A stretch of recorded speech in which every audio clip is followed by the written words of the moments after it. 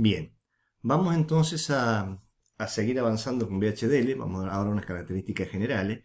¿Y para qué nos sirve VHDL? Bueno, VHDL sirve para, es bastante poderoso. Podemos modelar un sistema, podemos utilizar un sistema, digamos, utilizarlo para introducir nuestro diseño, lo que queremos sintetizar. Podemos simular y podemos documentar nuestro diseño. Cuando VHDL se utiliza para síntesis, o sea, describimos nuestro diseño, tienen que tener presente, esto lo van a ir viendo en el curso a medida que avancemos, pero tengan presente que ustedes están describiendo hardware, o sea, tienen que pensar que lo que están escribiendo en su diseño tiene que ir a parar un hardware, ¿no? Y en este curso, fíjense que es bastante poderoso, esencialmente nosotros nos vamos a ubicar, vamos a tratar de hacer nuestro esfuerzo para utilizarlo como síntesis, es decir, describir un diseño y que ese diseño termine implementado en un FPGA. ¿Con esto qué quiero decir? Quiero decir que VHDL tiene un conjunto de sentencias bastante importante y poderosa y nosotros vamos a utilizar solamente algunas de la síntesis. Para realizar la síntesis, para describir nuestro diseño, solamente hay algunas que nos permiten, que son sintetizables, se dice. Después hay otras que son más para modelado, para simulación, de las cuales vamos a tomar algunas para simplemente simular el diseño que nosotros queremos implementar. Que es un poco lo que dice acá abajo. Entonces, cuando usamos simulación, bueno, sí, además de las que tenemos acá, vamos a utilizar algunas sentencias más. La estructura, esto es un repaso, esta parte voy rápido porque es un repaso de lo que hemos visto en electrónica digital. Acá una aclaración que la hice antes: electrónica digital ha ido cambiando un poco, así que la gente que la ha cursado quizás este año o el año pasado tiene un poquito más la ha visto con un poquito más de profundidad, y la gente que la ha cursado en años anteriores, por ahí este repaso les cuesta más. Probablemente sea redundante para los que las han cursado en el último año, así que, bueno, no les va a venir mal un repaso. Entonces, ¿qué tiene cómo se hace ese archivo que nos permite describir nuestro diseño? Tiene esencialmente dos módulos principales, que son la entidad y la arquitectura. ¿Qué es lo que decimos en la entidad? En la entidad lo único que decimos es que vamos a definir cómo se ve nuestro diseño desde el mundo externo. Es decir, nos vamos a centrar en declarar las señales que usa nuestro diseño para comunicarse con el exterior. ¿Y qué características tiene? Pero no decimos nada cuando hablamos de la entidad de cómo funciona nuestro diseño.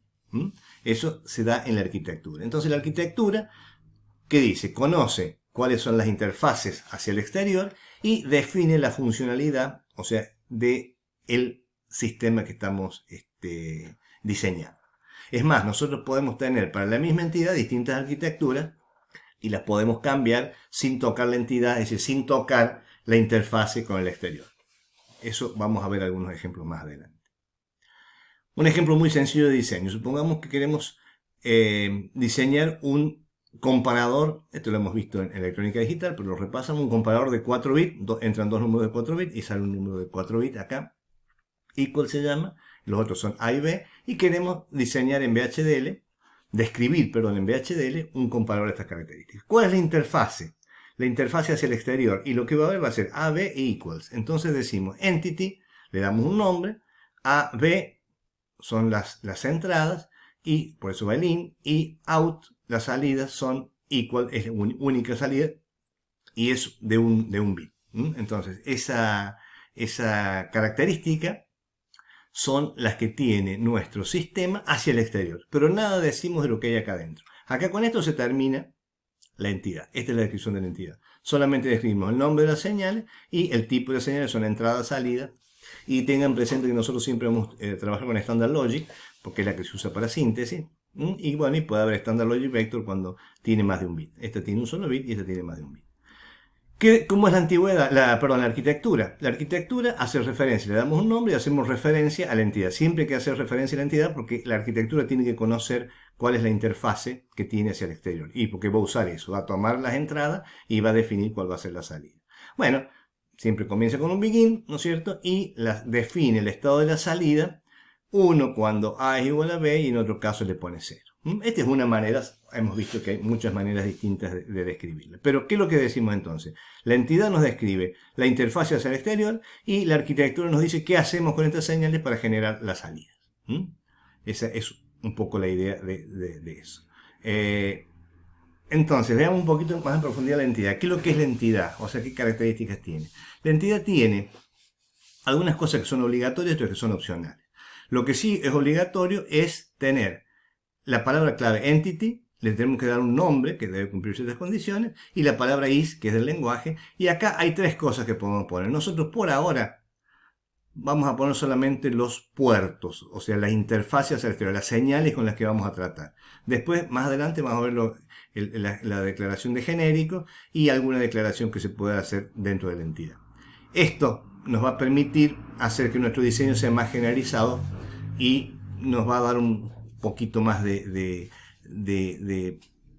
digamos, de manera de describir por ejemplo, un sumador sin decir con cuántos bits vamos a trabajar, sino que decirle en el momento que se use, le vamos a poner la cantidad de bits que trabajamos. Eso es un ejemplo, pero dejémoslo por un poquito más adelante. Y lo que sí, termina con un en, y el nombre de la entidad puede ponerse o no, pero tiene que ser la que describimos acá adelante.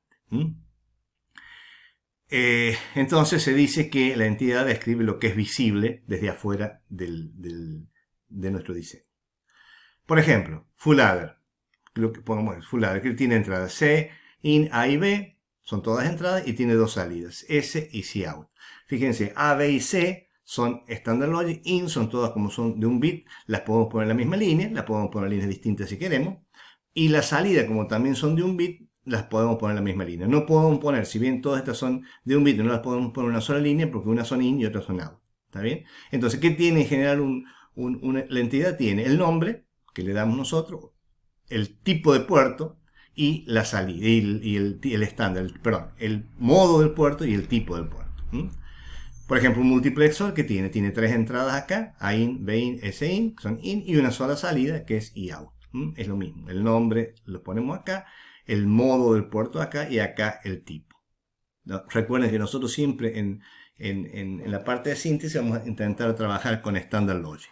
Eventualmente podemos usar otro, pero en general trabajamos con Standard Logic. Bueno, acá hablemos un poco de los puertos. Los puertos, ¿no es cierto? Seguimos hablando de los puertos, tienen un nombre, primero. Entonces dijimos que tiene un nombre, un modo y un tipo. El nombre es un nombre válido para VHDL, un identificador que tiene determinadas características, lo hemos visto, empieza con letra, pueden poner número, etcétera, etcétera. Y acá lo que es quizás un poquito más nuevo es el modo de los puertos, que son in, cuando nosotros queremos leer algo que viene que va a ser un dato de nuestro sistema, out es lo que va a generar nuestro sistema, y ahí está la posibilidad de in-out, porque in-out puede ser un puerto que en algún momento lo queremos leer y en otro momento lo queremos escribir. Y el modo buffer, ya no lo vamos a usar, prácticamente no se usa, pero es una salida que nosotros podemos leer, cosa que no ocurre con out. Ahí vamos a ver algunos ejemplos. Entonces, por ejemplo, in, estas señales que están acá in, ¿por qué? Porque son todas que se leen en las compuertas que nos sirven para escribir.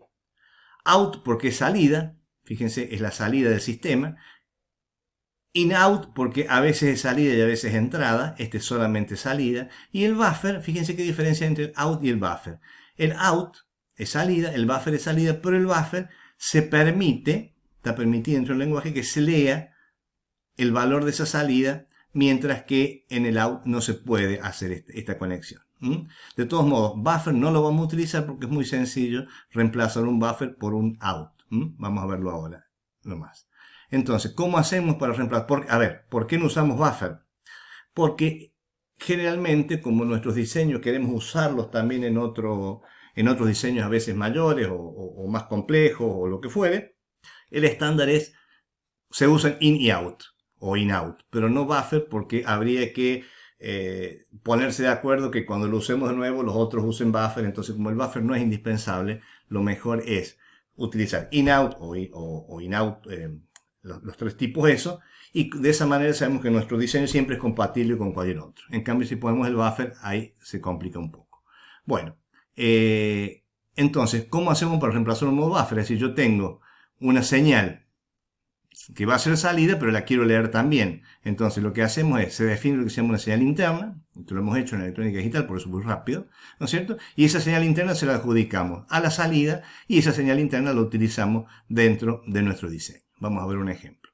Fíjense, por ejemplo, si nosotros queremos implementar este diseño que tiene dos compuertas AND, cuya salida, la salida de la compuerta AND es una salida del sistema, pero también la quiero usar dentro de, para después generar la señal I. Entonces, lo que uno podría pensar que es correcto es decir, bueno, a X le asigno A and B, o sea que X and B, y después digo que Y le asigno X and C. Esto no se puede hacer en VHDL porque X, como está definido como out, acá fíjense, X es un out, no se puede leer dentro de VHDL. Entonces, acá lo que me va a decir el sistema, usted está tratando de leer una señal que está definida como salida. ¿Cuál es la solución? Es definir internamente acá una salida out, dentro de la arquitectura y el begin se define una señal del tipo standard logic, ¿no es cierto? Y dice out, y esta señal out sí se puede escribir, ¿no es cierto? Definimos el valor de A and B, y esa señal sí se puede leer y definir la salida ahí como out and C. Entonces, concretamente, si yo defino una salida, esa salida no la puedo usar a la derecha de cualquier asignación. Para usar a la derecha de cualquier asignación, tengo que definir una señal interna y esa señal interna recién utilizarla para salir. Bueno, entonces, además, finalmente lo que nos queda son los tipos que vienen definidos en el estándar original son el booleano, es decir, verdadero o falso, bit 0 o 1, bit vector es un arreglo de vectores, o sea, pueden ser un arreglo de bit, pueden ser en una dimensión o varias dimensiones, y el integer, que es el entero, está definido, y el sistema lo implementa utilizando 32 bits, utiliza la capacidad, tiene hasta 32 bits, ¿no es cierto?, representado en complemento a 2. Después se agregó el Standard Logic 1164 de la IEEE, un package que prevé algunos tipos que son más adecuados para síntesis, entre ellos el Standard Logic, que es una derivación del ULogic, que después lo vamos a ver, pero este Standard Logic, recuerden que el bit y el Standard Logic ustedes los pueden confundir, pero no se confundan porque esto solamente admite 0 y 1, y este admite 0, 1, o sea, alto y bajo, y tri-state y un par de cosas más que son útiles en el momento de la síntesis. Por supuesto que el Standard Logic o igual que bit admite arreglos, o sea, de Standard Logic Vector.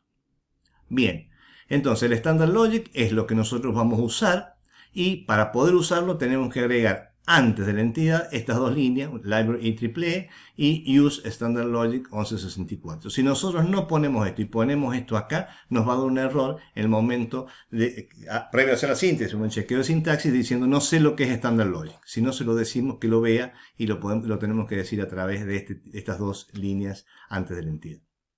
Bien. Nosotros entonces decimos que para sintetizar no vamos a usar el bit o bit vector, sino que vamos a estar Standard Logic. Entonces eso lo vamos a tener que poner necesariamente en todos nuestros diseños. Bien, entonces ahora vamos a pasar a la arquitectura, pero lo vamos a dejar para el próximo video, así no se nos lo vemos con más tiempo.